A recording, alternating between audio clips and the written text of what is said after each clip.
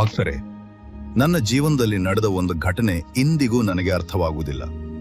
ಅದು ಕೇವಲ ಕಾಕತಾಳೀಯವೋ ಅಥವಾ ಗುರು ರಾಘವೇಂದ್ರ ಸ್ವಾಮಿಗಳ ಕೃಪೆಯೋ ನನಗೆ ಗೊತ್ತಿಲ್ಲ. ಆದರೆ ಆ ದಿನದಿಂದ ಒಂದು ಮಾತನ್ನು ಮಾತ್ರ ನಾನು ಗಟ್ಟಿಯಾಗಿ ನಂಬಿದ್ದೇನೆ. ರಾಯರನ್ನು ನಂಬಿ ಪ್ರಾಮಾಣಿಕವಾಗಿ ಪ್ರಯತ್ನಿಸಿದವನ ಕೈಯನ್ನು ರಾಯರು ಎಂದಿಗೂ ಬಿಡುವುದಿಲ್ಲ.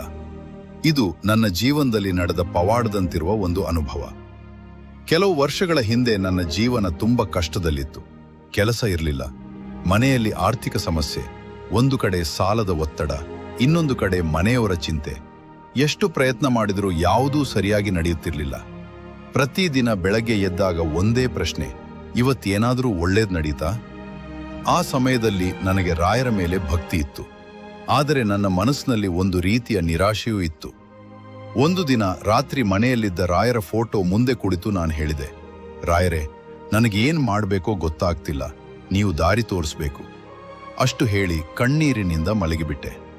ಮರುದಿನ ಬೆಳಗ್ಗೆ ಎದ್ದಾಗ ನನ್ನ ಮನಸ್ಸಿನಲ್ಲಿ ಒಂದು ವಿಚಿತ್ರವಾದ ಶಾಂತಿ ಇತ್ತು.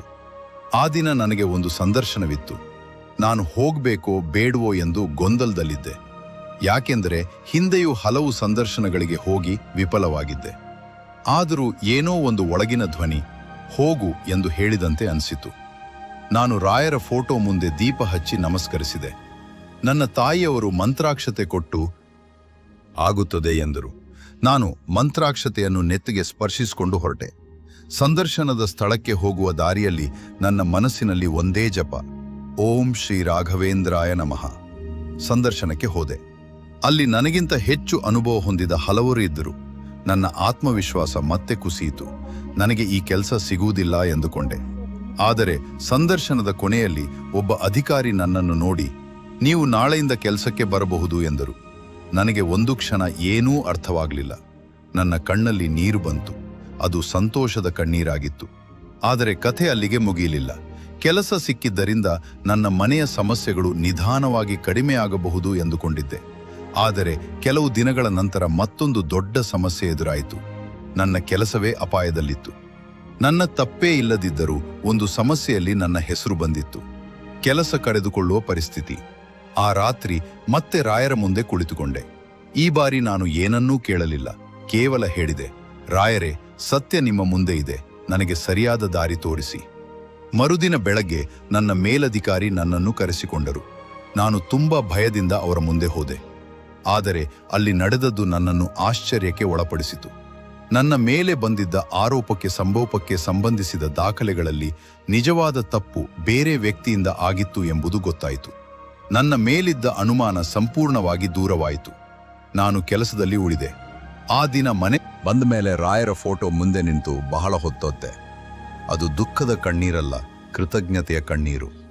ಆ ಕ್ಷಣದಲ್ಲಿ ನನಗೊಂದು ವಿಷಯ ಅರ್ಥವಾಯಿತು.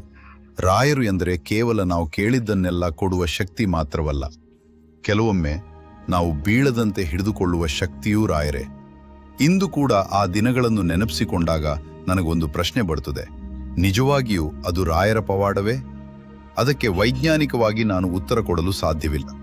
ಅದು ಕಾಕತಾಳೀಯವಾಗಿರಬಹುದು, ನನ್ನ ಪ್ರಯತ್ನದ ಫಲವಾಗಿರಬಹುದು, ಸರಿಯಾದ ಸಮಯದಲ್ಲಿ ಸರಿಯಾದ ವ್ಯಕ್ತಿ ಸಹಾಯ ಮಾಡಿರಬಹುದು. ಆದರೆ ಆ ಕಷ್ಟದ ಸಮಯದಲ್ಲಿ ನನ್ನ ಮನಸ್ಸಿಗೆ ಧೈರ್ಯ ಕೊಟ್ಟದ್ಯಾರು? ನಾನು ಮತ್ತೆ ಪ್ರಯತ್ನಿಸುವಂತೆ ಮಾಡಿದ ನಂಬಿಕೆ ಎಲ್ಲಿಂದ ಬಂತು? ಅದಕ್ಕೆ ನನ್ನ ಉತ್ತರ ಒಂದೇ, ರಾಯರ ಕೃಪೆ ಎಂದು ನಾನು ನಂಬುತ್ತೇನೆ. ಭಕ್ತರೇ, ರಾಯರನ್ನು ನಂಬುವುದು ಎಂದರೆ ಮನೆಯಲ್ಲಿ ಕುಳಿತು ಎಲ್ಲವೂ ಅದ್ಭುತವಾಗಿ ನಡೆಯುತ್ತದೆ ಎಂದು ಕಾಯುವುದಲ್ಲ. ರಾಯರನ್ನು ನಂಬಿ ನಮ್ಮ ಕರ್ತವ್ಯವನ್ನು ಮಾಡಬೇಕು, ಪ್ರಾಮಾಣಿಕವಾಗಿ ಪ್ರಯತ್ನಿಸಬೇಕು, ಸತ್ಯದ ದಾರಿಯಲ್ಲಿ ನಡೆಯಬೇಕು, ಉಳಿದದ್ದನ್ನು ರಾಯರಿಗೆ ಬಿಡಬೇಕು. ನನ್ನ ಜೀವನದಲ್ಲಿ ನಡೆದ ಈ ಘಟನೆ ನನ್ನನ್ನು ಒಂದು ಮಾತು ಕಲಿಸಿತು.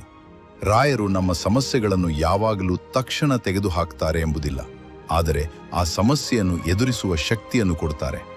ಆದ್ದರಿಂದ ಭಕ್ತರೇ, ನಿಮ್ಮ ಜೀವನದಲ್ಲೂ ಎಷ್ಟೇ ಕಷ್ಟ ಬಂದರೂ ನಂಬಿಕೆಯನ್ನು ಕಳೆದುಕೊಳ್ಳಬೇಡಿ. ಒಂದು ಬಾರಿ ಮನಸ್ಸಿನಿಂದ ಹೇಳಿ, ರಾಯರೇ ಗತಿ, ರಾಯರೇ ಶಕ್ತಿ, ರಾಯರೇ ನಮ್ಮ ನಂಬಿಕೆ. ಶ್ರೀ ಗುರು ರಾಘವೇಂದ್ರಾಯ ನಮಃ. ಈ ಮಾಹಿತಿ ನಿಮಗೆ ಉಪಯುಕ್ತವಾಗಿದೆ ಎಂದು ಅನಿಸಿದರೆ ಈ ವಿಡಿಯೋಗೆ ಒಂದು ಲೈಕ್ ಮಾಡಿ, ರಾಯರ ಭಕ್ತರೊಂದಿಗೆ ತಪ್ಪದೇ ಹಂಚಿಕೊಳ್ಳಿ. ನಮ್ಮ ಚಾನೆಲ್ಗೆ ಹೊಸದಾಗಿ ಬಂದಿದ್ದರೆ ದಯವಿಟ್ಟು ಸಬ್ಸ್ಕ್ರೈಬ್ ಮಾಡಿ. ಎಲ್ಲರಿಗೂ ರಾಯರ ಅನುಗ್ರಹ ಸದಾ ಇರಲಿ.